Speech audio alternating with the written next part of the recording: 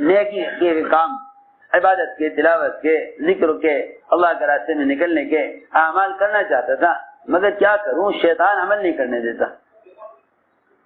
اللہ نے 11 مہینوں میں ایک مہینہ ایسا رکھا جس میں شیاطین کو قید کر دیا، تاکہ معلوم ہو کہ شیطان پر ہمارا الزام سچا ہے یا جھوٹا ہے۔ خود عمل نہ کرنے کا عذر شیطان پر ڈال دینا، خود عمل نہ کرنے کا عذر، اگر یہی بات ہے کہ شیطان تمہیں عمل نہیں کرنے دیتا تو ہم ایک مہینے کے لیے شیاطین کو ہم قید کر دیتے ہیں، پھر دیکھتے ہیں کہ تم اپنے نفس کے تابع ہو کر چلتے ہو یا شیطان کے تابع ہو کر چلتے ہو۔ یہ سوچنے کی بات، اب معلوم ہو جائے گا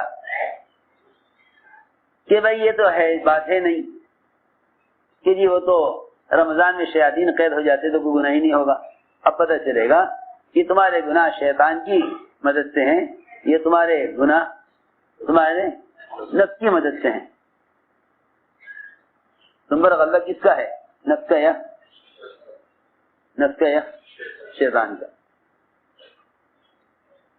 سنو، سوچنے کی بات ہے۔ ایک مہینہ شیاطین کو قید کر کے عمل کا دیا گیا ہے۔ سنو میری بات توجہ سے، ایک مہینہ شیاطین کو قید کر کے عمل کا دیا گیا ہے کہ تم اس ایک مہینے میں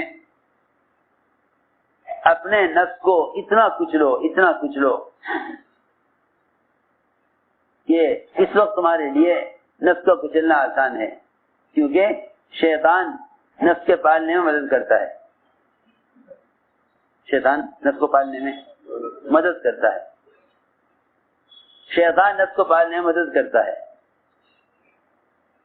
اس لیے روزے کا حکم دیا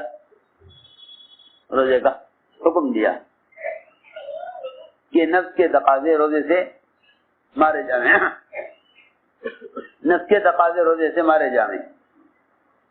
نفس کو کچلنے کا سب سے بہترین عمل وہ رات کا قیام اور تہجد ہے، تراویح اور رات کا قیام اس لیے دیا گیا تھا تاکہ نفس کو اس وقت کچلو جب شیاطین سب قید ہیں۔ لوگ کہتے ہیں کہ رمضان میں شیاطین کو قید کر دیا جاتا ہے۔ کیوں؟ اللہ نے کیوں قید کیا شیاطین کو؟ یہ بتانے کے لیے کہ اب مسلمان یہ نہیں کہہ سکتا کہ گناہ شیاطین کی وجہ سے ہو رہا ہے، ہم نے شیطان کو قید کر دیا، ہم ایک مہینے تک تمہارے عمل کو دیکھیں گے کہ تمہارے گناہ شیطان کی وجہ سے ہیں یا نفس کی وجہ سے ہیں۔ اس لیے فرمایا کہ شیطان سے کہیں بڑا دشمن وہ تمہارے نفس ہے، شیطان سے کہیں زیادہ بڑا دشمن وہ تمہارا نفس ہے، شیطان سے کہیں بڑا دشمن وہ تمہارا نفس ہے۔ ان عاد عدوک الذی بین جنبیک، تمام دشمنوں میں تمہارا سب سے بڑا دشمن تمہارا نفس ہے۔ لوگ رمضان میں بھی اپنے نفس کی خدمت کرتے ہیں،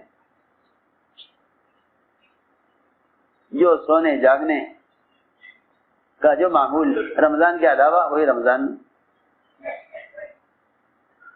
اگر تم سے رمضان میں کوئی گناہ ہو تو سمجھ لو کہ نفس غالب ہے کیونکہ شیاطین تو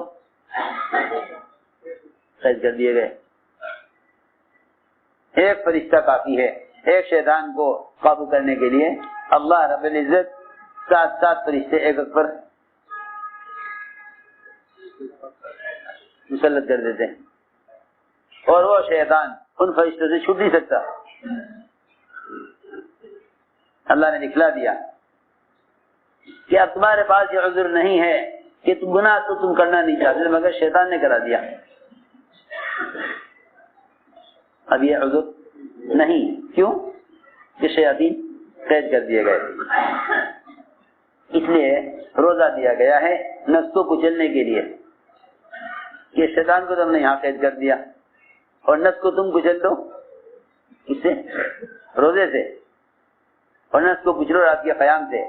اس لیے قرآن نے کہا ہے رات کا قیام نفس کو سب سے زیادہ کچلنے والا ہے، اشد وقع، یہاں اشد وقع، سب سے زیادہ نفس کو کچلنے والا عمل وہ رات کی تہجد اور رات کا قیام ہے، سب سے زیادہ نفس کو کچلنے والا۔ ورنہ لوگ گناہ کرتے ہیں اپنے ارادے سے اور الزام دے دیتے ہیں شیطان کو، الزام دیتے ہیں شیطان۔ انسان سے جب کوئی دنیاوی نقصان ہو جاتا ہے تو اس نقصان کا الزام دوسروں کو دیتے ہیں، نقصان کا الزام دوسروں کو دیتے ہیں۔ جس طرح ہم دنیا کی مختلف نقصانات کے الزام دوسروں کو دیتے ہیں، اسی طرح اپنے گناہوں کے الزام شیطان کو دیتے ہیں۔ حالانکہ تعالی فرماتے تھے اگر فجر کے بعد 10 مرتبہ سورہ اخلاص پڑھ لو، فجر کے بعد 10 مرتبہ سورہ اخلاص پڑھ لو تو شیطان آزاد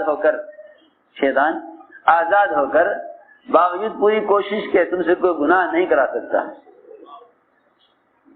خیر کیسے ممکن ہے کہ شیطان رمضان میں قید ہو کر تم سے کوئی گناہ کرا لے؟ اب معلوم ہوگا کہ گناہ جو ہوا کرتے تھے وہ شیطان کی مدد سے ہوتے تھے یا نفس کی مدد سے ہوتے تھے؟ اس سے نفس کی مدد سے یا شیطان کی مدد سے؟ کہ شیطان کو تو قید کر دیا گیا، چھوٹنے والے ہیں نہیں، اور عمل کا اجر بڑھا دیا گیا، اور فرائض 70 گنا بڑھا دیے گئے، اور نوافل کو اللہ اکبر، نوافل کو فرائض کا درجہ دے دیا، نوافل کو فرائض کا درجہ، نوافل کو دیا فرائض کا درجہ، نوافل کو دیا فرائض کا درجہ، اور فرائض کا درجہ بڑھا دیا 70 گنا۔ یہ کہیں کہ اس سے زیادہ بدبخت کون ہوگا جس پر رمضان کا مہینہ گزر جاوے اور وہ اپنے آپ کو جنت میں داخل نہ کر سکے اور مغفرت کا حقدار نہ ہو سکے، مغفرت کا حقدار نہ ہو سکے، اس سے زیادہ بدبخت کون ہوگا؟ اللہ اکبر۔ حضرت جبرائیل کی دعا، حضرت جبرائیل کی دعا، حضور اکرم صلی اللہ علیہ وسلم کی ان کی دعا پر آمین۔ آپ دعا سن رہے، صحابہ جبرائیل کی دعا نہیں سن رہے۔ صحابہ نے عرض کیا یہ کیا ہو رہا تھا کہ آپ آمین آمین کہہ رہے تھے، دعا کی آواز آ نہیں رہی تھی؟ آپ آمین آمین کہہ رہے تھے، دعا کی آواز نہیں آ رہی تھی۔ تو آپ نے فرمایا کہ جبرائیل یہ بد دعائیں کر رہے تھے، یہ بد دعائیں کر رہے تھے اس شخص کے لیے کہ اس پر رمضان گزر جاوے اور جہنم سے رہائی کا اور مغفرت کا اس کے لیے فیصلہ نہ ہو۔ اس کے لیے بد دعائیں ہو رہی تھی جبرائیل کی، اور آمین کون کہہ رہے تھے؟ حضور اکرم صلی اللہ علیہ وسلم آمین کہہ رہے تھے۔ میں نے عرض کیا کہ اصل بات یہ ہے کہ ہم پورے سال جس طرح پورے سال مال کماتے ہیں، پورے سال مال کماتے ہیں، پھر سال بھر کی آمدنی کے بعد، سال گزر جانے کے بعد آمدنی پر اس کی مال کی زکات دیتے ہیں، مال کی زکات دیتے ہیں تاکہ سارا مال پاک ہو جائے۔ اسی طرح رمضان کا مہینہ یہ جسم کی زکات ہے، یہ جسم کی زکات ہے۔ پورے سال جو کچھ بھی کمایا ہے اس سب کو رمضان کے روزوں سے ایسے پاک کراؤ جیسا سال بھر کی آمدنی کو زکات دے کر پاک کرتے ہو.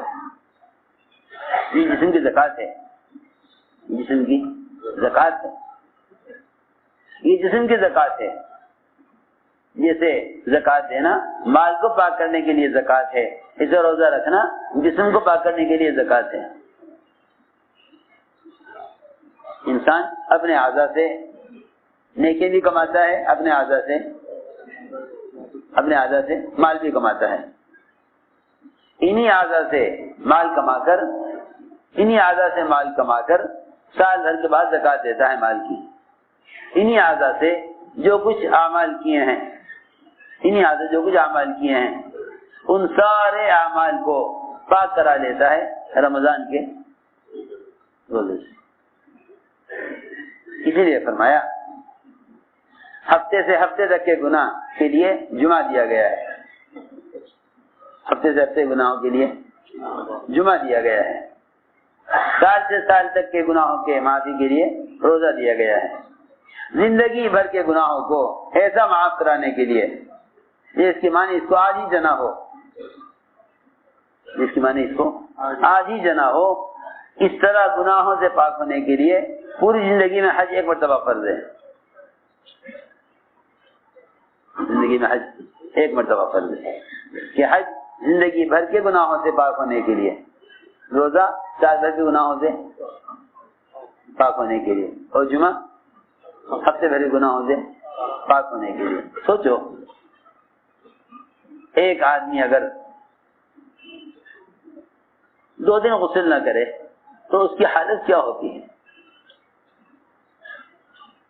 آپ دیکھیں گے عام طور سے غیر مسلموں میں روزانہ نہانے کا معمول ہے. اشنان لیتے ہیں وہ اور اسے عبادت سمجھتے ہیں. جانوروں کا بھی معمول روزانہ نہانے کا ہے. سارے پرندے چرندے کوشش کرتے ہیں روزانہ ایک مرتبہ ان کے بدن سے پانی گزر جائے. سوچنے کی بات,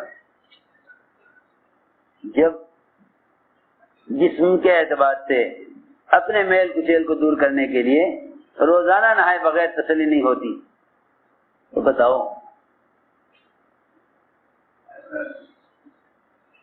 سال میں ایک مرتبہ اگر جسم کے اعضاء کی پاکی کے لیے روزہ دیا جاوے تو آدمی ایک سال میں نہاوے, ایک سال میں نہاوے. کہاں روزانہ غسل کرنا, کہاں ایک سال میں غسل کرے. کتنا میل ہوگا اس کے بدن پر. جو کپڑا جتنی تاخیر سے دھویا جاتا ہے وہ اتنی محنت سے دھویا جاتا ہے. میری بات سنیے, جو کپڑا جتنی تاخیر سے دھویا جاتا ہے وہ اتنی محنت سے. سوچنے کی بات, آپ نے کرتا پہنا, شام کو اتار دیا, پسینہ آ گیا, آپ نے سجا کر کپڑا تو صبح پہنا تھا, ایک پانی میں نکال کے سکھا لو, صاف ہو جائے گا. کیوں بھائی, ایسا ہی ہے نا.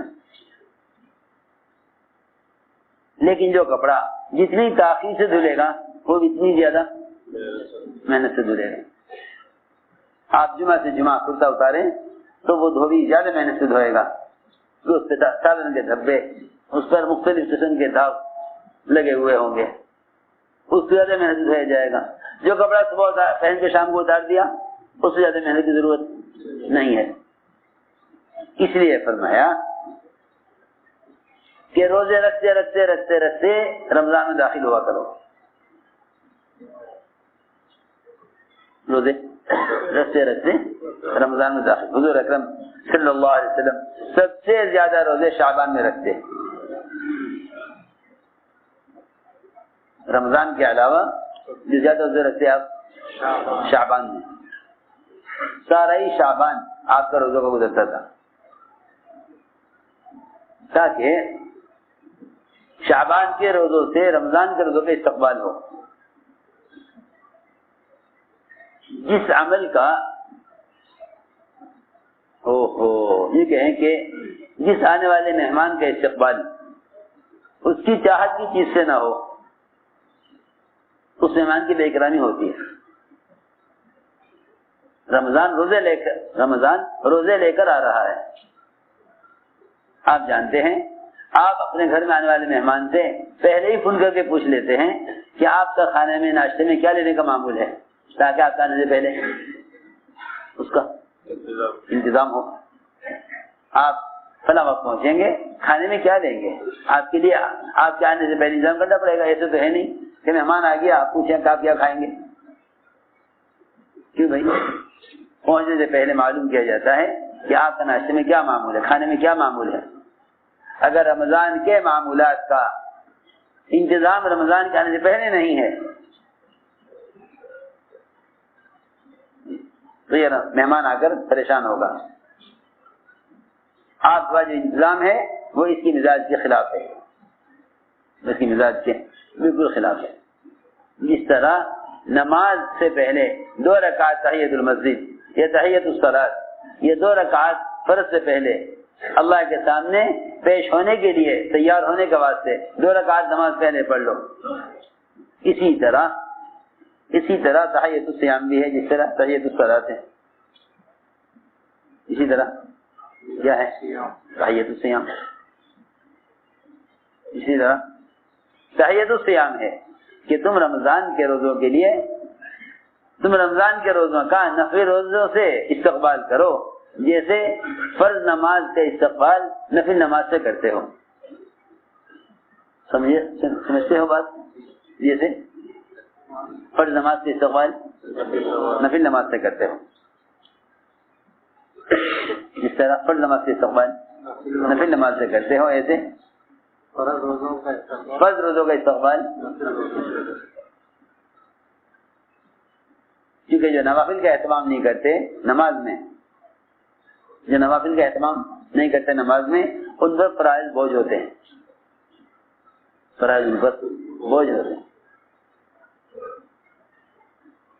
فرائض ان پر بوجھ ہوتے ہیں۔ اسی طرح جو نفل روزوں کا اہتمام نہیں کرتے وہ رمضان کا مہینہ ان کے اوپر بڑا بھاری بن کر گزرتا ہے، بڑا بھاری بن کر گزرتا ہے۔ اس لیے کہا کہ رمضان کے استقبال شعبان کے روزوں سے کرو، رمضان کے استقبال شعبان کے روزوں سے کرو۔ حضور اکرم صلی اللہ علیہ وسلم سب سے زیادہ روزے شعبان میں رکھتے تھے۔ پوچھا بھی گیا آپ سے، آپ فرمایا کہ رمضان کی تعظیم میں شعبان کے روزے رکھتا ہوں، رمضان کی تعظیم میں کہ رمضان آ رہا، کیا بتاؤں، اللہ اکبر۔ لوگ سمجھتے ہیں کہ یہ تو ہر سال آتا ہے، رمضان تو ہر سال آتا ہے۔ ایک عجیب بات بتاؤں آپ کو، وہ نماز کا فریضہ جسے روزانہ 5 مرتبہ ادا کرنا ہے، فجر سے لے کر عشاء تک، فجر سے لے کر عشاء تک، وہ نماز جس کو 5 مرتبہ ادا کرنا ہے، اس کو 5 مرتبہ ادا کرنا ہے، اس کے لیے حکم آیا ہے حدیث میں کہ ہر نماز ایسے پڑھو کہ مجھے ابھی نماز نہیں ملے گی۔ آپ غور کریں بات پر، جو نماز روزانہ 5 مرتبہ پڑھنی ہے، ہر 2 نمازوں کے درمیان چند گھنٹے کا فاصلہ ہے، ہر 2 نمازوں کے درمیان چند گھنٹوں کا فاصلہ ہے، ہر 2 نمازوں کے درمیان چند گھنٹوں کا فاصلہ ہے۔ فرمایا حدیث میں نماز ایسے پڑھو گویا میری آخری نماز ہے، یعنی اتنا سنوارو کہ شاید آخری نماز ملے گی، نماز نہیں ملے گی۔ تو جن نمازوں کے درمیان چند گھنٹے کا فاصلہ ہے، جب انہیں اس طرح پڑھنے کا حکم ہے کہ اس کے بعد مجھے نماز نہ مل سکے گی، اسے ایسا پڑھنا چاہیے، تو جو روزہ 11 مہینوں کے فاصلے کے بعد آوے اس میں کتنا اہتمام کرنا چاہیے؟ نہیں سمجھے بات؟ سوچتی ہوں بھائی ماسٹر صاحب پھر چانس نہیں ہے، پھر چانس نہیں ہے، لوگ کہتے ہیں نا یہ اگر نکل گیا نا موقع پھر چانس نہیں آگے، پتہ نہیں کب آئے گا۔ دنیا کے بارے میں کوئی آخری ٹرین ہو، آخری بس نکل رہی ہو، تمہیں اپنے وطن جانا ہے، اللہ اکبر، کیسے اٹھو گے، کیسے دوڑو گے اسٹیشن؟ آخری بس ہے، اس کے بعد بس نہیں ہے، اس کے بعد اور کوئی ٹرین نہیں ہے، کون اٹھا دے گا؟ کون اٹھا دے گا؟ کہ خود آپ کو لے گی، نیند ہی نہیں آنے کی۔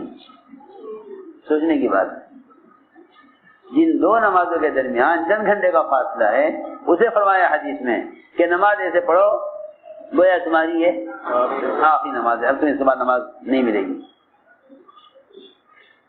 سوچنے کی بات ہے، جن دو رمضان کے درمیان کتنے مہینے کا فاصلہ؟ 11 مہینے کا فاصلہ، اس سے لوگ نماز سے بھی زیادہ غفلت سے گزار دیتے ہیں۔ جو نماز 5 مرتبہ پڑھنی دن میں رکھ لیں گے، آ جائے گا رمضان، گزر جائے گا۔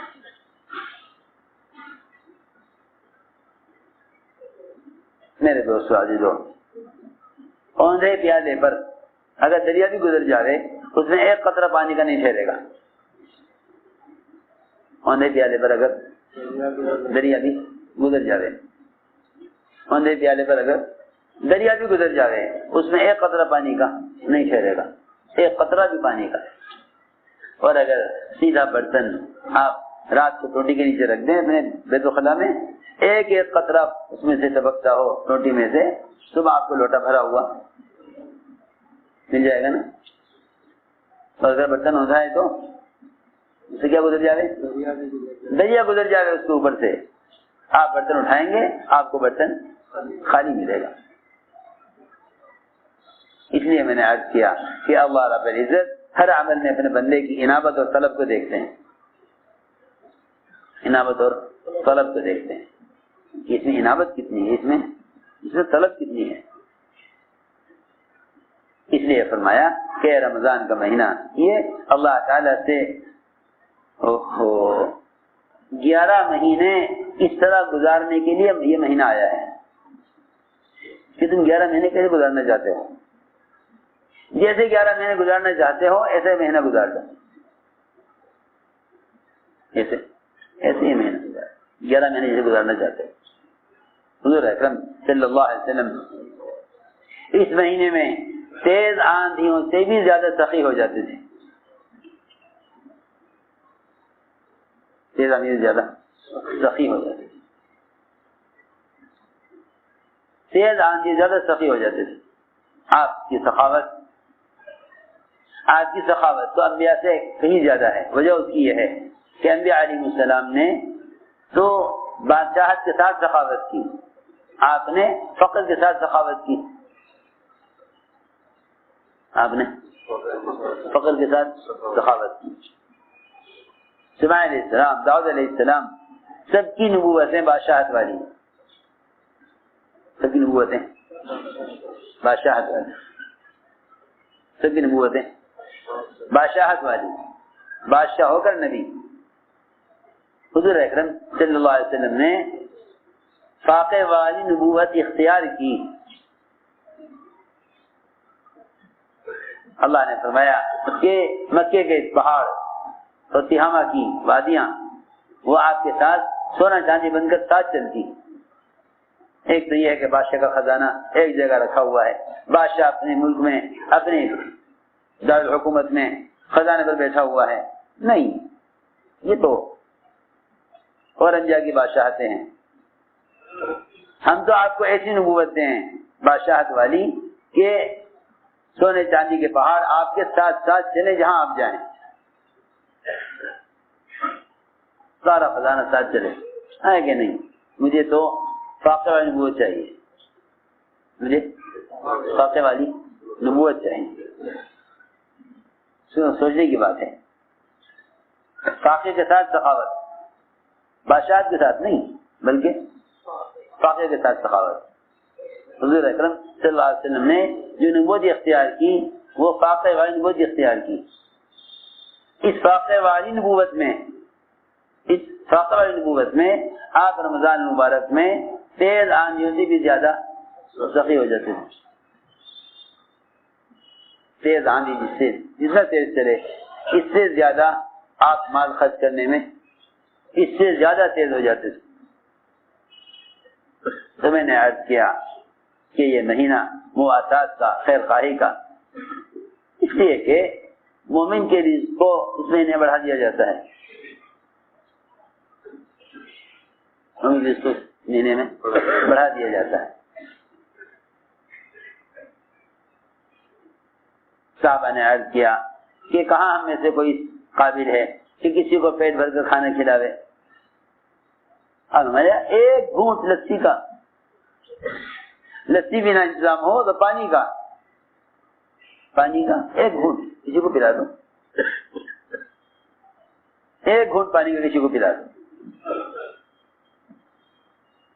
فرمایا کہ اتنا اعمال کا بھاؤ بڑھا دیا جاتا ہے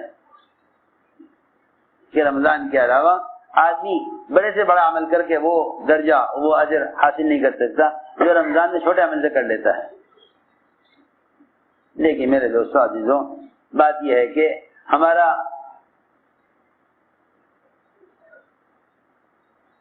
رمضان کا مہینہ غفلت سے گزر جاتا ہے.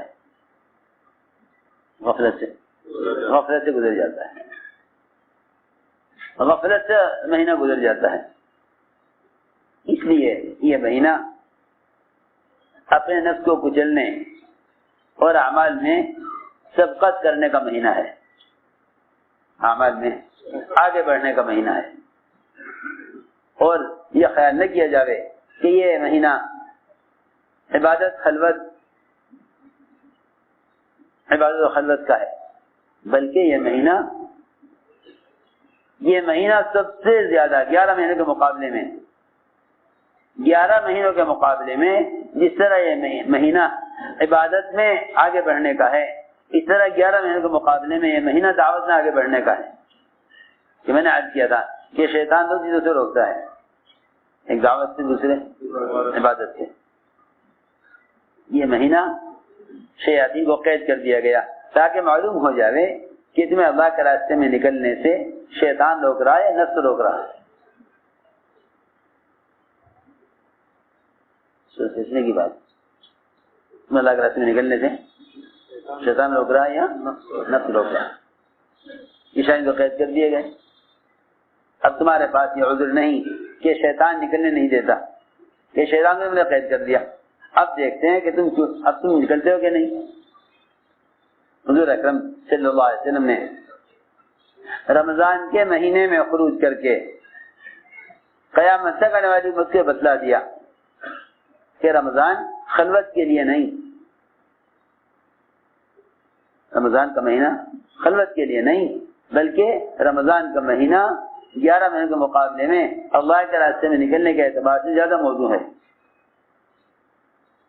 یہ خیال نہ کیا جائے کہ بھئی رمضان کا مہینہ تو ذکر و عبادت کا، تلاوت اور خلوت کا ہے، کیونکہ نقل و حرکت فرائض کو عملی طور پر زندہ کرنے کے لیے ہے. تم جس طرح رمضان کے علاوہ نماز کے فریضے کو لے کر پھرے ہو، نماز کو فریضے کو قائم کرنے کے لیے، اس طرح تم رمضان کے مہینے میں پھرو روزے کے فریضے کو قائم کرنے کے لیے. نقل و حرکت ان فرائض کو زندہ کرنے کے لیے ہے جو فرائض تمہیں دیے گئے ہیں. اس امت کی خصوصیت ہے کہ اس کو فرائض ذاتی طور پر ادا کرنے کے لیے نہیں دیے گئے. میری بات توجہ سننی پڑے گی بہت. یہ اس امت کی خصوصیت ہے کہ اس کو فرائض ذاتی طور پر ادا کرنے کے لیے نہیں دیے گئے، بلکہ اس کو فرائض باعتبار عالم کے قائم کرنے کے لیے دیے گئے ہیں.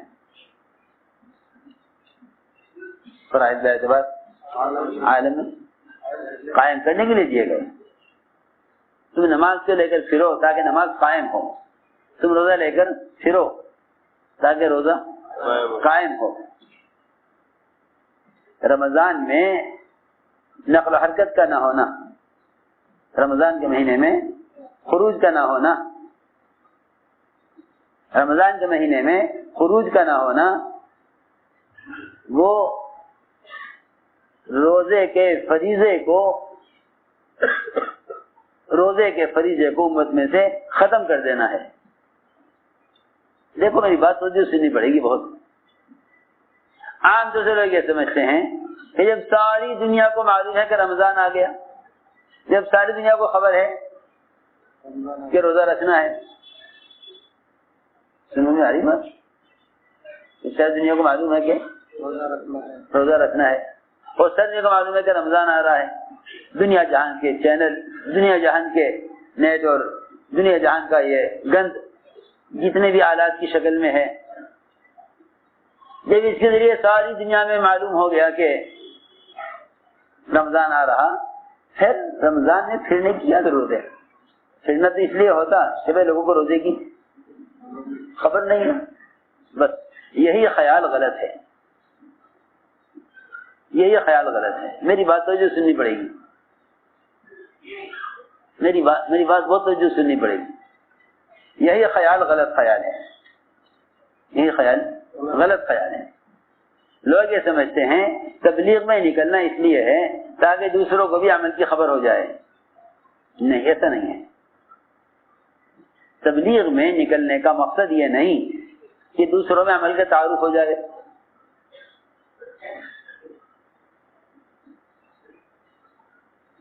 تبلیغ میں نکلنے کا مقصد یہ نہیں کہ دوسروں میں عمل کا تعارف ہو جائے۔ تو میری بات سمجھ رہے ہیں یا نہیں؟ خوب توجہ سے بات سننا جو میں کہنا چاہتا ہوں آگے۔ تبلیغ میں نکلنے کا مقصد یہ نہیں کہ لوگوں میں روزے کا تعارف ہو جائے،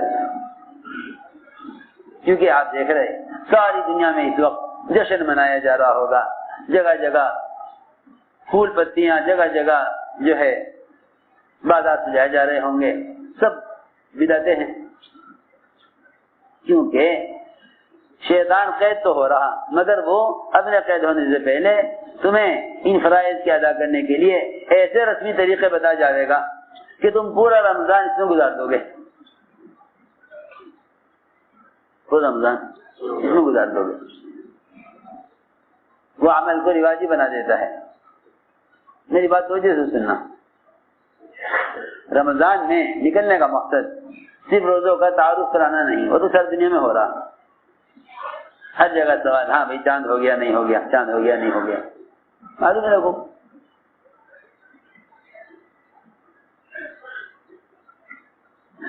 رمضان میں نکلنے کا اصل مقصد یہ تھا کہ تم اگر روزے کے ساتھ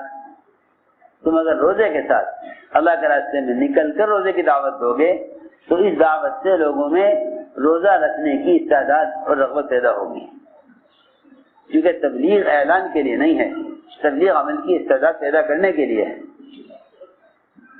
جس عمل کو لے کر تم پھرو گے، لوگ اس عمل کو، لوگوں کے اندر اس عمل کرنے کی استعداد پیدا ہوگی، کیونکہ تمہارا یہ روزہ اللہ کے راستے کے مجاہدے کے ساتھ ہے، اللہ کے راستے کے مجاہدے کے ساتھ ہے، تمہارا روزہ اللہ کے راستے کے مجاہدے کے ساتھ ہے۔ جس روزہ لے کر پھرو گے، روزہ رکھ کر دعوت دو گے جا کر روزے کی، تو تمہاری دعوت سے، تمہارے روزے کی وجہ سے لوگوں میں رمضان کے روزوں کی استعداد پیدا ہوگی۔ ورنہ بہت بڑی مخلوق ہے اللہ کی جنہیں کوئی شمار نہیں کر سکتا، وہ ہیں جن کو روزے کی فرضیت کا علم ہے مگر وہ روزہ نہیں رکھتے۔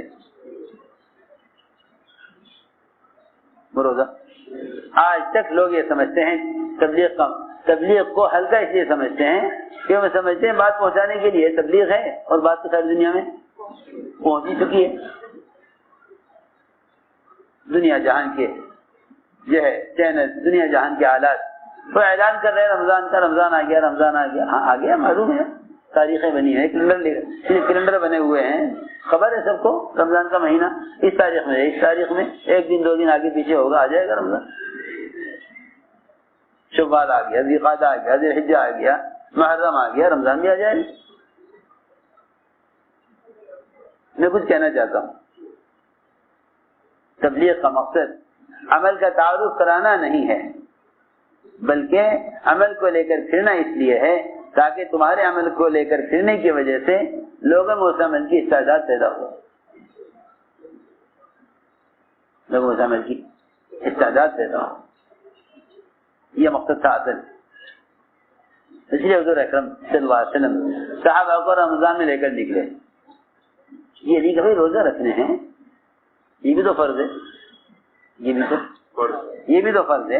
11 مہینے پھر لیں, 11 مہینے پھر لیں, رمضان میں روزہ رکھنے کے لیے بیٹھ جائیں. یہ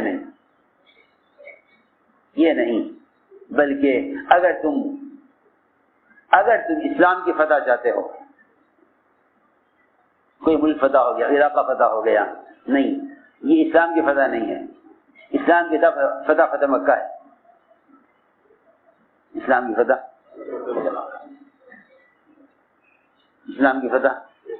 مکہ. اگر تم تمام فتوحات میں سب سے بڑی فتح چاہتے ہو تو اللہ کے راستے میں رمضان میں نکلو. حضور اکرم صلی اللہ علیہ وسلم نے اور آپ کے صحابہ نے کبھی بھی روزوں کی وجہ سے اللہ کے راستے کے خروج کو نہیں چھوڑا. اس زمانے میں جب امت اس کام کو چھوڑ بیٹھی اور بھلا بیٹھی اور دعوت ملک سے ختم ہو گئی, تبھی بات پیدا ہوئی کہ رمضان کا مہینہ عبادت کے لیے ہے. جب امت دعوت کو چھوڑ بیٹھی, بھلا بیٹھی, اور اس ذمہ داری کو امت نے انبیاء تک محسوس سمجھا, تبھی بات پیدا ہوئی کہ رمضان کا مہینہ عبادت کے لیے ہے. صحیح بات پیدا ہوئی امت میں کہ رمضان کا مہینہ عبادت کے لیے ہے. ورنہ اصل بات یہ ہے کہ رمضان سے بڑھ کر اور کوئی مہینہ اللہ کے راستے کی نقل و حرکت کے لیے رمضان سے زیادہ موضوع, رمضان سے زیادہ بہتر نہیں ہے.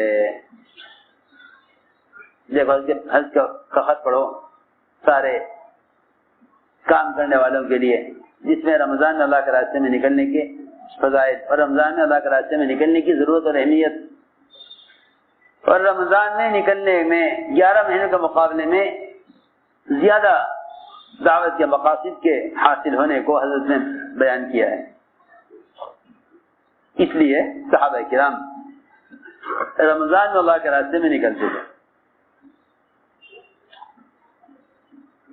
جن میں ہمت ہوئی انہوں نے روزہ رکھا لیکن خروج نہیں چھوڑا. جن میں ہمت نہیں تھی انہوں نے روزہ نہیں رکھا. کہ نہیں, ہمت نہیں ہے,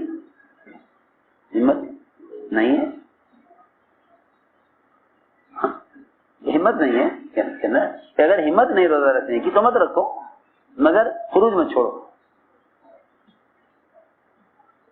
خروج مت چھوڑو. بعض وہ ہوتے ہیں جو بیچارے رمضان کے مہینے میں کہ جی ہمیں تو قرآن سننا ہے, ہمارا قرآن ناقص ہو جائے گا. یہ ایک عجیب بات چل پڑی ہے کہ قرآن ناقص ہو جائے گا اگر رمضان میں نکلیں گے. ارے خروج قرآن کو ناقص کرنے کے لیے ہے یا خروج قرآن کو پھیلانے اور قرآن کو قائم اور زندہ کرنے کے لیے ہے؟ کسی ناقص ہو جائے گا؟ تراویح کی سنت جب زندہ ہوگی, جب تم تراویح کو لے کر پھرو. حفاظ کرام رمضان میں نکلنے میں سستی کرتے ہیں, کیوں بھائی کہ قرآن سنانا ہے. ارے ہم تمہیں قرآن سنانے کے لیے تو نکالنا چاہ رہے اور تم کہہ رہے کہ قرآن سنانے کے لیے نکلنا مشکل ہے. قرآن سنانے کے لیے نکلنا مشکل. سمجھے جو وقت لگا کر آ گیا رمضان سے پہلے اس سے کہتے بھائی تو آ گیا تو قرآن سنا لے, میں نکل جاؤں, میں نکل جاؤں. کسی عجیب بات ہے. امت کلمے کے بغیر دنیا سے جاوے, یہ یوں کہہ کر تراویح, یہ یوں کہہ کر خروج چھوڑ دے کہ میرا قرآن ناقص ہو جائے گا, میرا قرآن ناقص ہو جائے گا. میں نے غور کیا کہ حضور اکرم صلی اللہ علیہ وسلم رمضان میں نکلے, آپ رمضان میں نکلے, کیا ہوا تراویح کا, کیا ہوا نوافل کا, کیا ہوا قرآن کا, کیا ہوا روزوں کا؟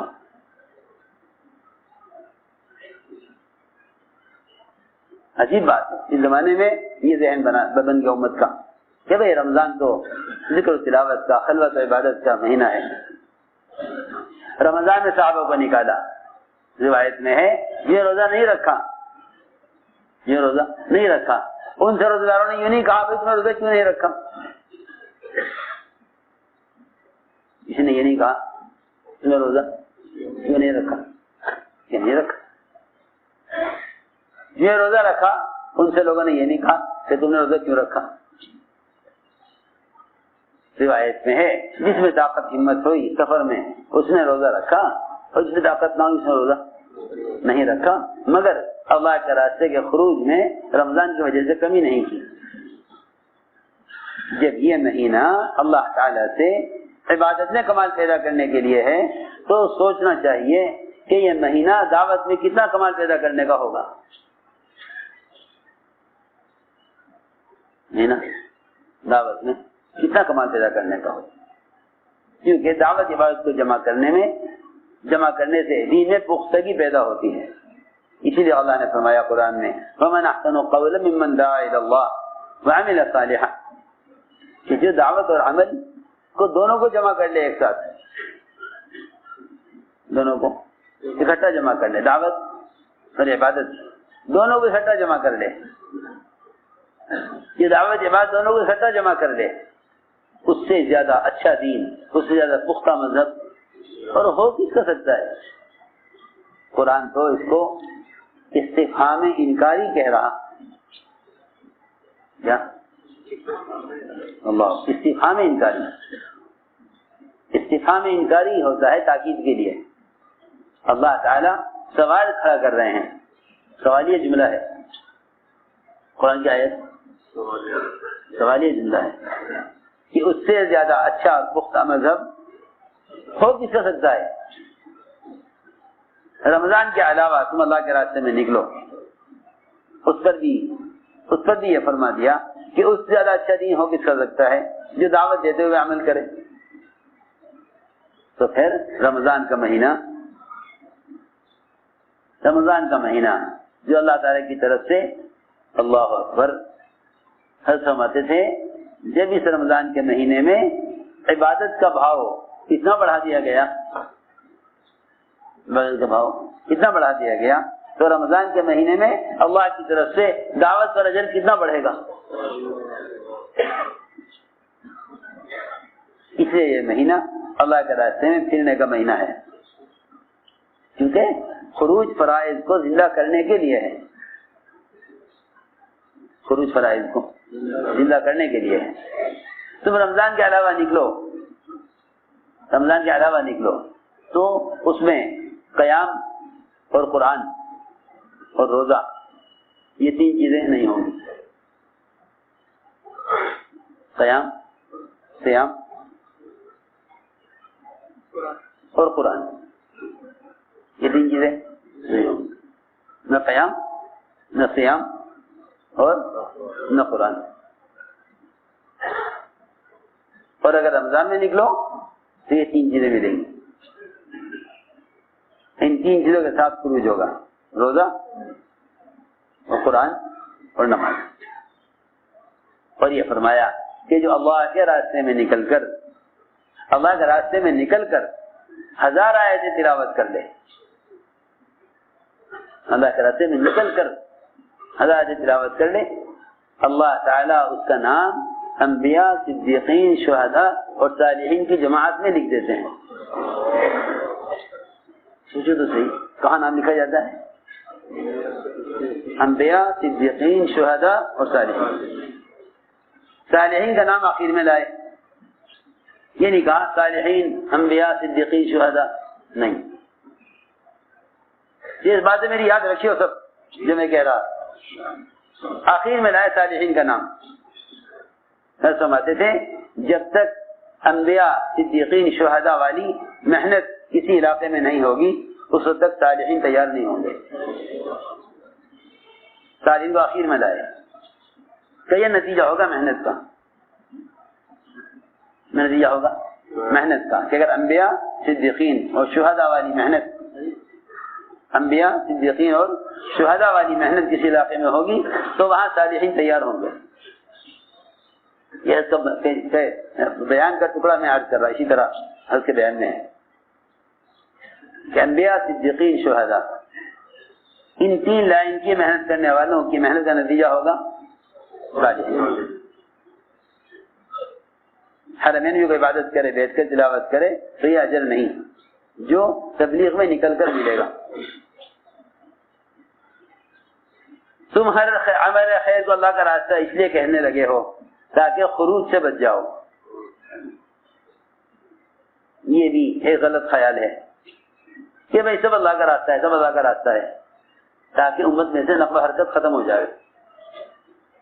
تو میری بات ماسٹر صاحب توجہ سننی پڑے گی. یہ بھی زمانے میں شیطان کا ایک دھوکہ ہے کہ بھائی ہر چیز اللہ کا راستہ ہے، تاکہ یہ انفرادی عبادت کو کرے، دعوت نہ دے. جب تک اللہ کا راستہ خروج کو متعین نہیں کرو گے، جب تک اللہ کا راستہ خروج کو متعین نہیں کرو گے اس وقت تک امت میں سے جہالت اور ارتداد ختم نہیں ہوگا. روزہ اس کو نہیں کہتے کہ امت کا ایک طبقہ روزہ رکھ لے. روزہ یہ ہے کہ 100% مسلمان روزہ رکھیں. 100% مسلمان روزہ رکھیں. میں کیا بتاؤں، میری بات کا سمجھنا اس زمانے میں بڑا مشکل ہے، اس لیے کہ امت ایک رخ پر چل پڑی ہے. تم سبیل اللہ ہر عمل کو کہنے لگو گے تو خروج کی اہمیت ختم ہو جائے گی. جب تک یوں نہ کہو گے اللہ کے راستے میں نکلنا نقل و حرکت اور خروج ہے، جب تک سبیل اللہ اللہ کے راستے کے خروج کو متعین نہیں کرو گے اس وقت تک صحابہ کا خروج سمجھ آئے گا نہیں. لوگ یوں سمجھتے رہیں گے کہ قتال کے لیے نکلنا ہے، قتال کے لیے نکلنا ہے. لوگ یہ سمجھتے رہیں گے قتال کے لیے نکلنا، صحابہ نکلتے تھے، اب قتال ہے نہیں. تو گویا سبیل اللہ کا ایک راستہ تو بالکل ہی بند ہو گیا.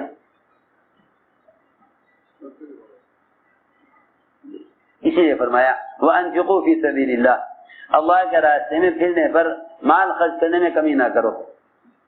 یہاں سبیل اللہ سے خروج ہی مراد ہے. یہاں سبیل اللہ سے خروج ہی مراد ہے. یہاں سبیل اللہ سے خروج ہی مراد ہے. یہ نہ کہو کہ سبیل اللہ سے سارے خیر کے کام، کیونکہ انصار نے زکات دینے سے انکار نہیں کیا تھا، نفل صدقات دینے سے انکار نہیں کیا تھا، بیوہ یتیموں پر مال خرچ کرنے سے انکار نہیں کیا تھا. مدینے میں رہ کر ذکر و تلاوت، عبادت، نمازیں، تہجد اور سارے اعمال خیر جتنے بھی اللہ کے راستے میں اعمال خیر ہیں ان کے کرنے سے انکار نہیں کیا تھا. انصار نے مدینے سے باہر نکلنے سے کچھ دن کے لیے عذر کر دیا تھا. ریکنسٹرکشن آف امہ dailymarkers.com. سمجھ آ رہی بات؟ خوب غور کرنا چاہیے جو میں کہہ رہا. مدینے سے نکلنے سے کچھ دن کے لیے، چند مہینے کے لیے اپنی ذاتی ضروریات کی وجہ سے کھیتی باڑی دیکھ لیں، کھیتیاں سوکھ گئیں، ادھر دکانیں بند ہیں، کام نہیں چل رہا، جماعتیں پھرتے رہے، کمانے کا وقت نہیں ملا.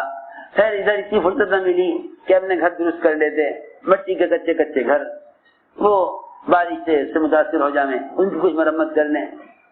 اس ارادے سے 6 مہینے مدینے میں رہنا انصار نے سوچا تھا. اس پر قرآن نازل ہوا تھا وَأَنفِقُوا فِي سَبِيلِ اللَّهِ. یہاں بتا دیا کہ سبیل اللہ سے صرف اعمال خیر مراد نہیں ہے، بلکہ یہاں سبیل اللہ سے اللہ کے راستے میں پھرنا ہی مراد ہے. اللہ کے راستے میں پھرنا ہی مراد ہے. اس لیے کہہ رہا ہوں کہ لوگ بھی سوچیں گے کہ بھئی اللہ کے راستے تو اور بھی اعمال ہیں، اللہ کے راستے تو اور بھی اعمال ہیں، اس میں پھرنا ہی کیا فی سبیل اللہ ہے. ہائے ہائے. اس لیے زمانے لوگ یہ سمجھنے لگے کہ بھئی رمضان کا مہینہ تو بھئی خلوت عبادت کا ہے اور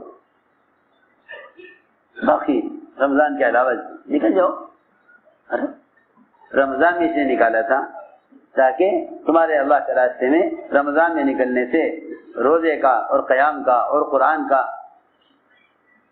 ان سارے اعمال کا، یہ سارے اعمال متعدی بنے، سارے اعمال متعدی بنے۔ اصل اعمال کے تعدیے کے لیے نفر ہے، تم سب کے سمجھنے کی بات ہے، اعمال کے تعدیے کے لیے خروج ہے۔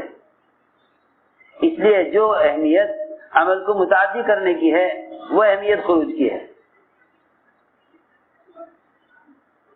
عمل کو متعدی بنانا اصل ہے، عمل کو متعدی بنانا اصل ہے، یعنی متعدی بنانے کا مطلب یہ ہے کہ عمل سے عمل زندہ ہو، عمل سے عمل زندہ ہو، کتابوں سے عمل زندہ نہ ہوگا، سب بات ہے، کتابوں سے عمل زندہ نہیں ہوگا۔ عمل تو اجتماعی عمل، اجتماعی ماحول سے عمل زندہ ہو، اجتماعی ماحول سے عمل کی اصلاح پیدا ہوتی ہے۔ میں عرض کرتا ہوں، ایک علاقے میں جماعت گئی، ایک علاقے میں جماعت گئی، جماعت آتی رہتی ہے سال بھر، جماعت پہنچی دوپہر کا وقت، آ گئے گاؤں والے کہ جی کھانا لا رہے، کھانا کھانا کہ نہیں بھائی کھانا نہیں، کہ جی کیوں نہیں، کھانا کھا لو، دوپہر کا وقت ہو رہا، ابھی جماعت پہنچی بھوکے پیاسے، کہ بھائی نہیں کھانا نہیں ہے، رمضان ہے رمضان۔ اللہ کیسے غم افسوس کی بات، لوگ سمجھتے ہیں تبلیغ میں نکلے رمضان میں، کوئی قرآن سنا دے۔ اس نے کہا کہ رمضان ہے رمضان، رمضان اجازت نہیں دیتا کچھ کھانے کی، سنو قصہ جماعت نے سنایا آگے۔ وہ گاؤں والے سمجھے رمضان ان کا امیر کا نام ہے، کہ جی وہ ہمارے امیر صاحب سے ہم پوچھ لیں گے، اتنی مطلب جہالت ہے، اتنی مطلب جہالت ہے۔ انہوں نے کہا رمضان اجازت نہیں دیتا کھانے پینے کی، کہ رمضان سے ہم پوچھ لیں گے امیر صاحب کو کہ نہیں یہ روزہ ہے، فرض ہے، آپ سب روزے سے ہم سب روزے سے۔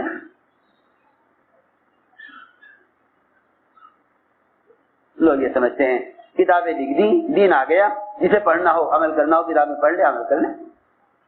کتاب تو طالب کے لیے ہے نا، غیر طالب کے لیے تو نہیں ہے کہ بھائی جس میں طلب نہیں ہے وہ کیسے آ جائے گا روزے پر نماز پر، جب تک آپ اس عمل کے ساتھ اسی کے علاقے میں جا کر دعوت نہ دیں گے۔ تو میں نے اس لیے عرض کیا نفر اس لیے ہے تاکہ نفر سے عمل متعدی بنے، عمل سے عمل زندہ ہو۔ علم سے عمل زندہ نہیں ہوتا، علم سے عمل زندہ نہیں ہوتا، عمل سے عمل زندہ ہوتا ہے۔ علم برائے علم ہے، عمل برائے عمل ہے، علم برائے علم ہے، وہ طالب کے لیے ہے۔ ایک آدمی کو روزہ رکھنا ہے، وہ دیکھے گا مسائل، وہ دیکھے گا فضائل۔ ایک آدمی کو عمل کرنا ہی نہیں ہے، تجھے معلوم ہے روزہ فرض ہے، رمضان میں لوگ روزہ رکھتے ہیں۔ فرماتے تھے جب تم روزے کے ساتھ اس راستے میں نکلو گے تو تمہارا روزہ امت کے لیے عملی دعوت بنے گا، تمہارا روزہ امت کے لیے عملی دعوت بنے گا۔ اس لیے میں نے عرض کیا تھا کہ اللہ کے راستے کا یہ نفر اور خروج حسبت رمضان، شوال، ذوالقعدہ، ذی الحجہ، یہ چار مہینے سب سے زیادہ مناسب ہیں اللہ کے راستے کے نفر کے، کہ اس میں سارے فرائض، زکوٰۃ، روزہ، حج اور قرآن، زکوٰۃ، روزہ، حج، زکوٰۃ اور قرآن، اور واقعی جو مناسبت اس قرآن کے ساتھ رمضان کے مہینوں کی ہے وہ ہے، وہ باقی مہینوں میں نہیں ہے، کیونکہ صاف فرمایا شہر رمضان انزل فیہ القرآن، قرآن کو جو مناسبت اس مہینے سے ہے باقی مہینوں میں نہیں ہے، باقی مہینوں میں وہ بات نہیں ہے۔ اور واقعی دلوں کی گندگی کی علامت ہے قرآن کی تلاوت میں دل نہ لگنا۔ حضرت عثمان فرماتے تھے اگر تمہارے دل پاک ہوتے قرآن کی تلاوت سے پیٹ نہ بھرتا، تلاوت سے پیٹ نہ بھرتا۔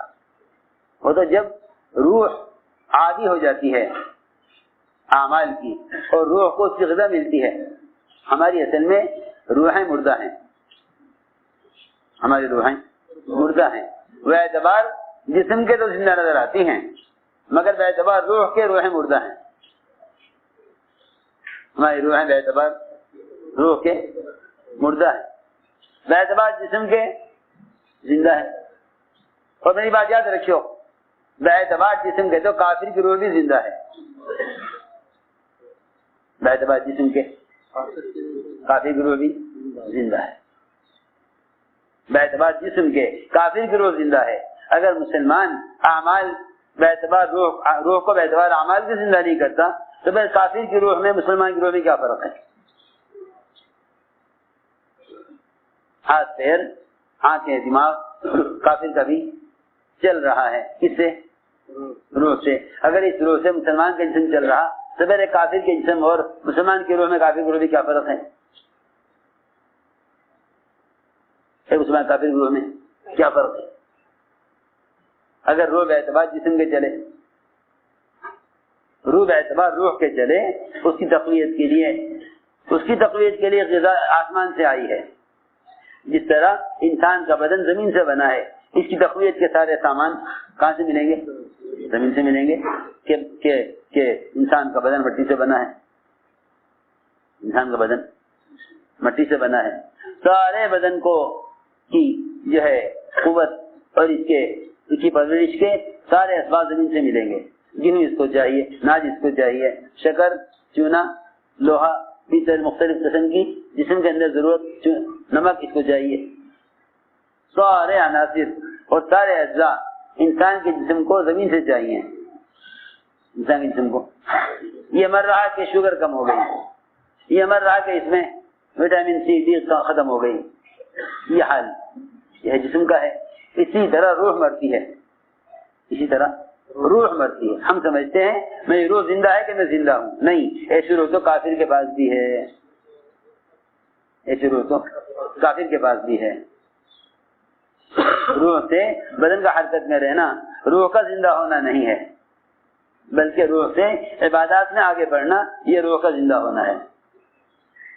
لوگ روح کو غذا نہیں دیتے، لوگ روح کو غذا، جس طرح بدن کو بنانے کے لیے زمین سے بدن کی غذا نکلتی ہے، اس طرح روح بھی آسمان سے اپنی غذا لے کر آئی ہے،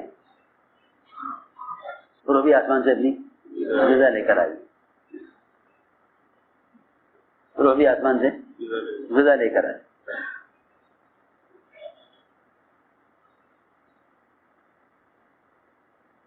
روح بھی آسمان سے اپنی غذا لے کر آئی ہے۔ ذکر و تلاوت، عبادت، یہ سب روح کی غذا ہیں، یہ سب روح کی غذا ہے۔ ہم سوچتے ہیں یہ کھایا یا نہیں کھایا، ڈاکٹر کہے گا یہ کھانا ہے آپ کو زیادہ، کیا آپ کے بدن میں اس کی ضرورت ہے؟ لیکن روح کے اعتبار سے کوئی سوچتا نہیں کہ روح کو میں نے کیا غذا دی آج۔ شوگر والوں کی جیب میں مٹھائی ہوتی ہے، کیوں؟ اچانک شوگر گرنے لگی تو مٹھائی کھانی پڑے گی۔ جی ہاں، ہارٹ اٹیک بھی ہو سکتا ہے، دماغی رگ بھی پھٹ سکتی ہے، خدا جانے کیا کیا خطرات ہیں۔ روح اس سے کہیں زیادہ نازک چیز ہے، اس کی غذا کا کوئی اہتمام نہیں ہے۔ اسے میں نے عرض کیا قرآن کی تلاوت کو بڑھاؤ۔ یہ رمضان کا مہینہ یہ روح کی تقویت کے لیے دیا گیا ہے، روح کی تقویت کے لیے دیا گیا ہے۔ حضرت علی فرماتے تھے کہ سمی بشوق، قرآن کی تلاوت کے بارے میں کیا؟ سمی بشوق، سنو غور سے، سمی بشوق، سمی بشوق کیا مطلب؟ سمی بشوق کا سم کہتے ہیں منہ کو، ہم کہتے ہیں عربی میں منہ کو. فمی میرا منہ, فمی میرا منہ, بشوق کہ میرے منہ کا شوق, میرے منہ کا شوق.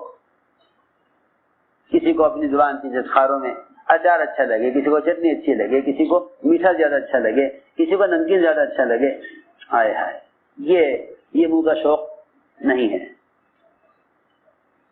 یہ منہ کا شوق نہیں ہے. فمی بھی شوق, میرے منہ کا شوق.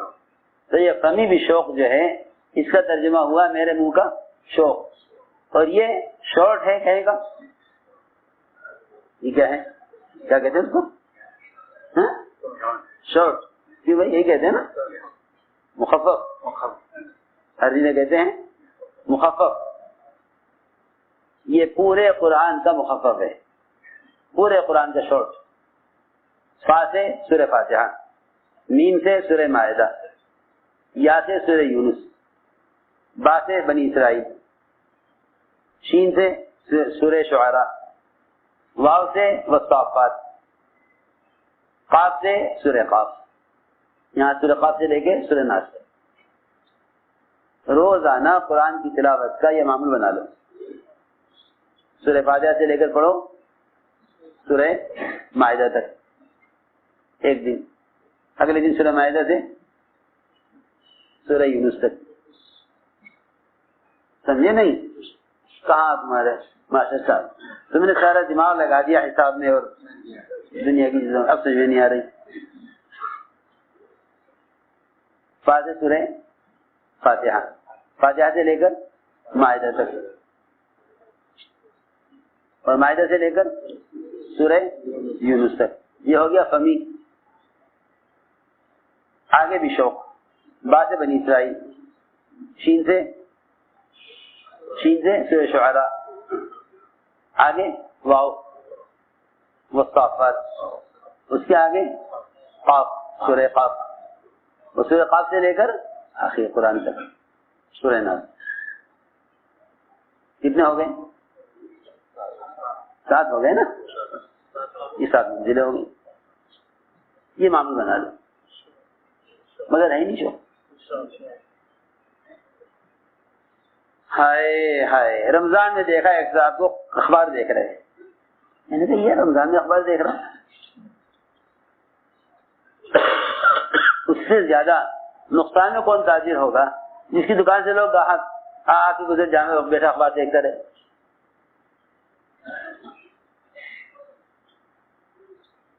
بیٹھا اخبار دیکھتا رہے اور گاہک آ کے, ایسا ہو سکتا ہے؟ ایسے بھی لوگ ہیں کہ میں رمضان آ کے گزر جاوے اور وہ کیا پڑھ رہے, اخبار پڑھ رہے. سچی خبریں چھوڑ کر جھوٹی خبریں پڑھ رہا, اللہ کے وعدے چھوڑ کر حکومت جو بیچاری مجبور معذور اس کے وعدے پڑھ رہا. اس سے عجیب بات ہے. اسے میں نے عرض کیا یہ معمول ہو جائے قرآن کا, یہ معمول ہو جائے قرآن. فاتحہ, میم سے مائدہ, یا سے سورہ یونس, سورہ یونس سے لے کر بنی اسرائیل, بنی اسرائیل سے لے کر سورہ شعراء تک, شعراء سے لے کر قاف تک, قاف سے لے کر ناس تک. یہ ہو گیا فمی شوق, یعنی میرے منہ کا شوق. اچھی بات.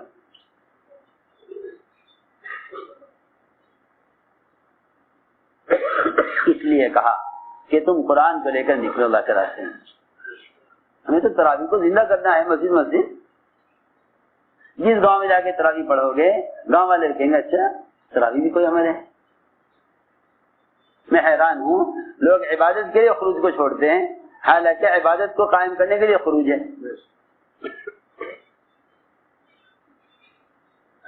کوئی ہے ایسا آدمی جو کھانے پینے عیش آرام کے لیے دکان چھوڑ دے؟ دکان تو اسی لیے تاکہ یہ سارے حاجتیں اور خواہشات پوری ہوں. سوچنے کی بات ہے. اس لیے میرے دوستوں عزیزوں عزم کرو کہ ہمیں اس مہینے کو وصول کرنا ہے اور رمضان میں نکلو اللہ کے راستے میں. کتنے موقع صحابہ کے ایسے ہیں, کتنے موقع سیرت میں ملیں گے کہ صحابہ رمضان میں اللہ کے راستے میں نکلے. پوچھا ارے دیکھو تو صحیح افطار کا وقت ہو گیا یا نہیں, کہ ہاں بھائی ہو گیا افطار کا وقت, پلاؤ پانی لاؤ. پانی لایا گیا, ایک کے پاس پانی آیا, دوسرے نے دیکھا, کہہ رہے اسے پلا دو اسے پلا دو. وہاں گئے, جگہ نہیں, وہ آگے پڑا ہے, وہ دیکھ رہا اسے پلا دو. اس کے بعد پہنچے, اس کی روح نکل گئی. دوسرے والے پاس واپس آئے, اس کی بھی روح نکل گئی. تیسرے کے پاس واپس آئے, اس کی بھی روح نکل گئی. پانی اپنی جگہ رہ گیا. اور تینوں صحابہ رمضان میں روزے میں شہید.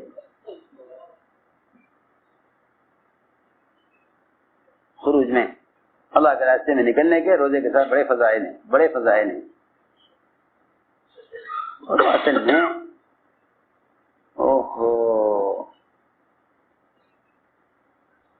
عمل کے ساتھ جو مجاہدہ ہے وہ خروج کے ساتھ ہے. جو مجاہدہ عمل کا خروج کے بغیر ہے, جو مجاہدہ عمل کا خروج کے بغیر ہے, اسے مقابلہ صرف اندر کے دشمن سے ہے. میری بات بہت توجہ چاہتی ہے. خروج کے بغیر جو عبادات ہیں اس کا مقابلہ صرف اندر کے دشمن سے ہے,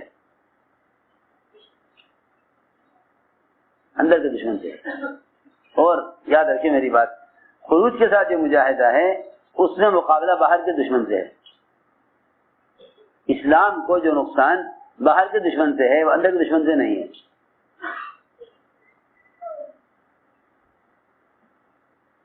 ہمارے بہت توجہ چاہتی ہے. جتنا باطل ہے وہ مسلمانوں کے اسلام میں اس لیے نقصان پیدا کر رہا اور اس لیے اس میں کامیاب ہو رہا کہ مسلمان عمل کو لے کر خروج میں نہیں ہے, عمل کو لے کر خروج میں نہیں. یہ سمجھتا ہے کہ بیٹھ کر عمل کرنا کافی ہے. اور واقع بتاتا ہوں آپ کو کہ بیٹھ کر جو عمل کرے گا اس عمل کے مقابلے میں اگر باطل آئے گا تو یہ عمل کو قانون کے اعتبار سے چھوڑ دے گا. دفتر کا ٹائم یہ دے دیا, اس میں روزہ مشکل ہے. پردے کا یہ حکم آ گیا اس ملک میں, پردہ میں ہم نہیں کر سکتے کہ قانون آ گیا. فرماتے تھے جس عمل کی تم دعوت نہیں دو گے اس عمل کے کرنے میں قانون سے مجبور ہو جاؤ گے. ہماری بات سمجھے, جس عمل کی تم دعوت نہیں دو گے اس عمل میں قانون کے سامنے مجبور ہو جاؤ گے. ہم کیا کر سکیں, قانون ہی ہے.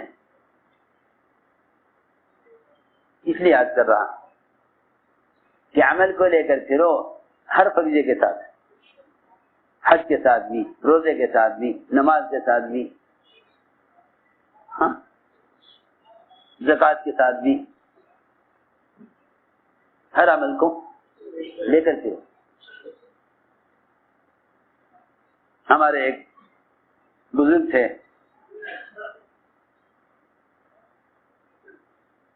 اپنی بچیوں کو حج کرا دیا, فرض سب کو.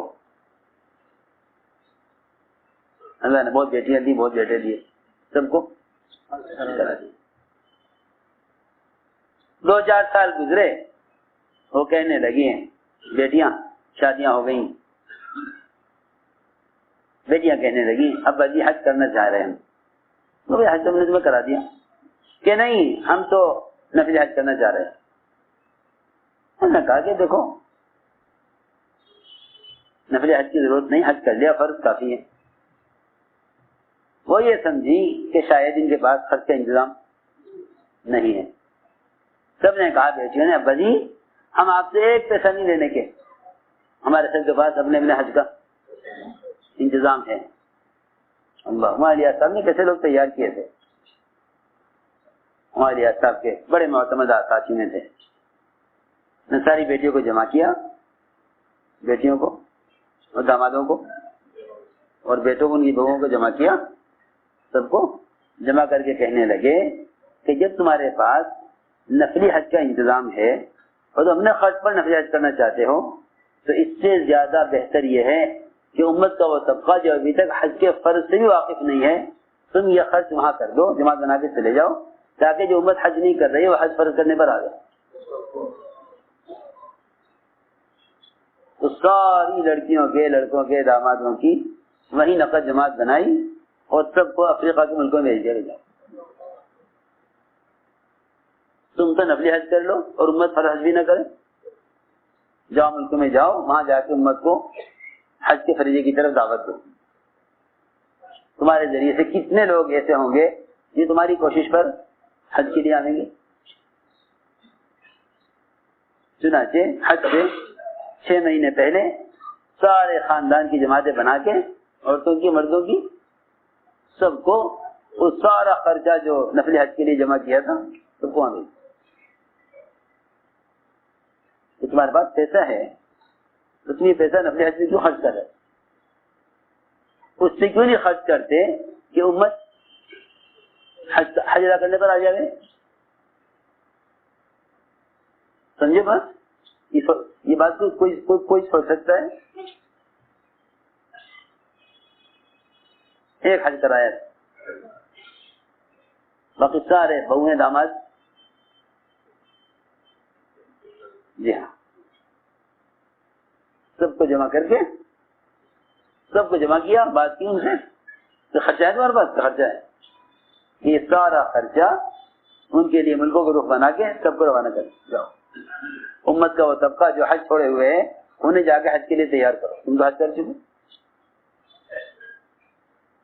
پھر یہ کہا ہمیں ہماری سمجھایا تھا کہ تم اپنے ذاتی عمل پر، ذاتی نفلی عمل پر خرچ کرنے کے بجائے امت کو فرائض کے ادا کرنے پر مال خرچ کرو، تو امت فرائض کو ادا کرنے پر سوچو۔ کوئی یہ سوچے کہ میں نفلی حج کر لوں، کوئی یہ سوچے کہ میں امت کو حج فرض کرا دوں، جو امت حج نہیں کر رہی، فرض حالت۔ اگر نفلی حج کرتے تو انہیں ایک حج کا ثواب ملتا، اگر اللہ کے راستے میں نہیں کرتے، جو حج کے لیے تیار کرتے تو کتنے حجوں کا ثواب ملتا؟ جو بھی آگے حج کرتا ان کے سارے حج کا ثواب کس کو؟ جماعت کو۔ سوچو، یہ ایسا ہے ایک آدمی تو پیٹ بھر کے 10 قسم کے کھانے کھاوے اور اس کا پڑوسی بھوک سے مر رہا ہو، بتاؤ کیا کہو گے؟ ایک آدمی نفلی عمل کرے، دوسرا آدمی فرض بھی نہ کرے، یہ تھی بات۔ اس سے دوستو عزیزو، یہ مہینہ نقل و حرکت اللہ کے راستے میں پھرنے کا ہے، سمجھ لیں۔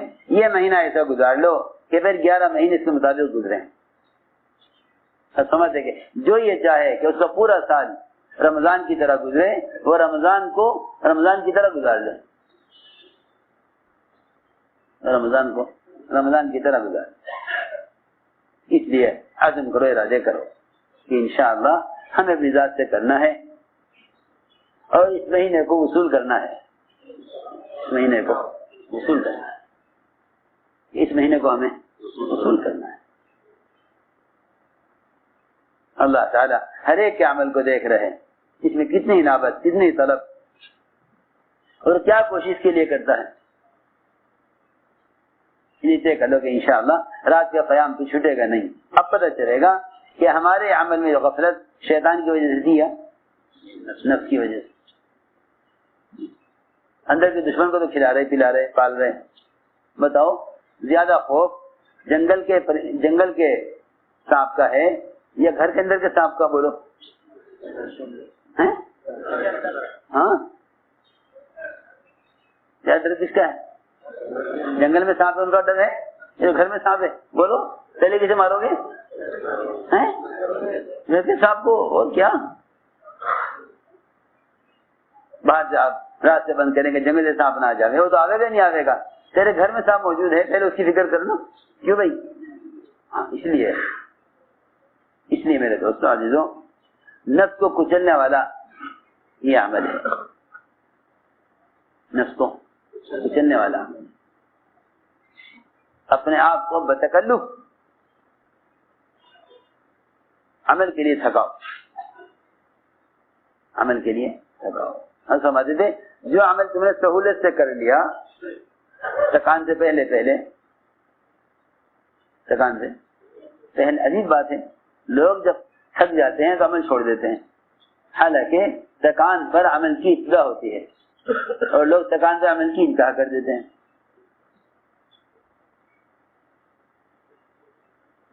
میری بات سمجھے نہیں؟ بہت مشکل ہے، بہت آسان ہے انشاءاللہ اگر توجہ سنو. لوگ تھکان پر عمل کی انتہا کر دیتے ہیں، حالانکہ تھکان کے بعد عمل کی ابتدا ہوتی ہے. تھکان کے بعد عمل کی ابتدا ہوتی ہے. خوب اپنے آپ کو ہر وقت مشغول رکھو. ایک لفظ بھی زبان سے ایسا نکل جاوے کہ جس میں آخرت کا، عبادت کا، ذکر تلاوت کا عمل نہ ہو تو واقعی پچھتانا چاہیے. یہ کیا ہوا؟ اتنا وقت اتنا کم ہے، وقت اتنا کم ہے، اور اللہ کی طرف سے عطا اتنی زیادہ ہے، اتنے کم وقت میں ساری عطا کو سمیٹنا.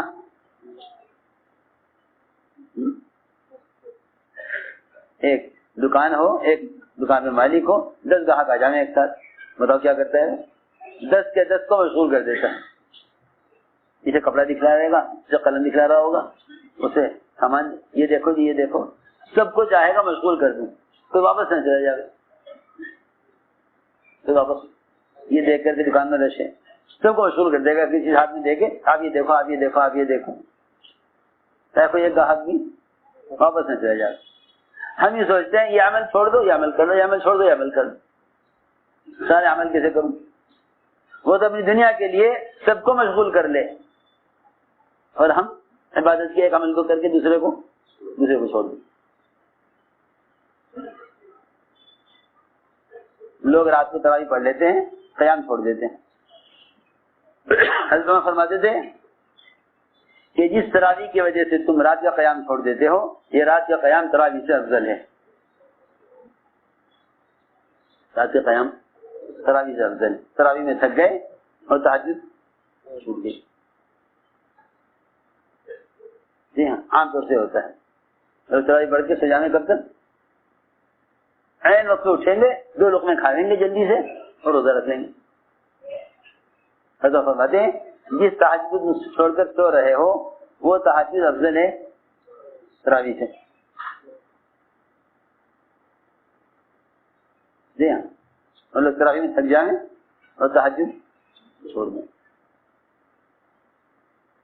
اس لیے کہہ رہا ہوں کہ ہر طرف سے اعمال بکھرے ہوئے ہیں، انہیں سمیٹنا ہے. یہ بھی لے لوں، یہ بھی لے لوں، یہ بھی لے لوں. اور اللہ تعالیٰ اس انابت و طلب کو دیکھ کر سب کچھ دے دیتے ہیں. جس آدمی سے طلب کے ساتھ عمل فوت ہو جائے اللہ اسے اجر بھی دے دیتے ہیں. اللہ اس کو سمجھ کا اجر دے دیتے ہیں، بشرطے کہ اس کے اندر طلب اور کوشش ہے. بس اس کا عزم کرو کہ انشاءاللہ ہمیں رمضان کو وصول کرنا ہے. لایانی باتوں سے، بیکار کاموں سے اپنے آپ کو ہر ممکن بچاؤ. یوں سوچو جس طرح اقامت سے لے کر نماز سلام پھیرنے تک پابند ہوں، اس طرح رمضان کے چاند سے لے کر عید کے چاند تک پابند ہوں. Reconstruction of یہ Ummah, DailyMarkers.com. عزم کرو کہ انشاءاللہ ہم اپنے عمل کو لے کر پھریں گے. یہاں رمضان میں خروج کو بڑھاؤ. رمضان میں خروج، مصر والوں نے بتلایا کہ ان کے ہاں رمضان کے مہینے میں ایک مسجد سے 200 جماعتیں سیر روزہ کی نکل جاتی ہیں. ایک مسجد سے 200 جماعتیں رمضان میں، کم سے کم 70 جماعتیں ایک مسجد سے نکل جاتی ہیں. نہیں، سیر روزہ 70 جماعتیں ایک مسجد سے، کم سے کم، زیادہ سے زیادہ 200 جماعتیں ماہانہ سیر روزہ. اور یہاں عجیب بات ہے کہ جی وہ کیسے نکلے؟ رمضان آ گیا. رمضان تو نکلنے کے لیے آیا تھا، رمضان تو نکلنے کے لیے آیا تھا. ہمیں صحابہ کی زندگی میں کوئی موقع ملتا نہیں، دکھ کا یا بیماری کا، غم کا یا خوشی کا، قرض کا یا لاکھوں روپے کے ہوتے ہوئے، رمضان کا یا شوال کا، کوئی موقع ایسا ملتا نہیں جس میں صحابہ اللہ کے راستے میں نہ نکلے ہوں. کوئی موقع نہیں، کوئی موقع نہیں. اس لیے عزم کرو، ارادے کرو کہ انشاءاللہ رمضان میں خروج کرنا یہ دعوت عبادت کو عملی ضرورت جمع کرنے کا مہینہ ہے. اس کے لیے عزم کریں. جو علماء سال کے لیے آئے ہیں وہ سال پیش کریں. جو علماء جو علماء سال لگا چکے ہیں وہ بیرون کے سال، عرب کے سال کی ارادہ کریں. اور جو 3 مرتبہ کم سے کم 4 ماہ لگا چکے ہیں ایسے ساتھی باہر کے ملکوں کے لیے اپنے آپ کو پیش کریں. ہمت کر کے فرمائیں. 4 مہینے رمضان، شوال، زکات، اللہ قبول فرمائے. ماشاء اللہ. اور بتائیں. سالانہ 6 مہینے کے لیے. سالانہ 6 مہینے کے لیے اللہ قبول فرمائے. جی 4 مہینے کی اللہ الہ آباد 5 مہینے کے لیے اللہ قبول فرمائے. خرچ کیا ہے 70,000 اور بڑھا سکتا ہے. اور بتائیں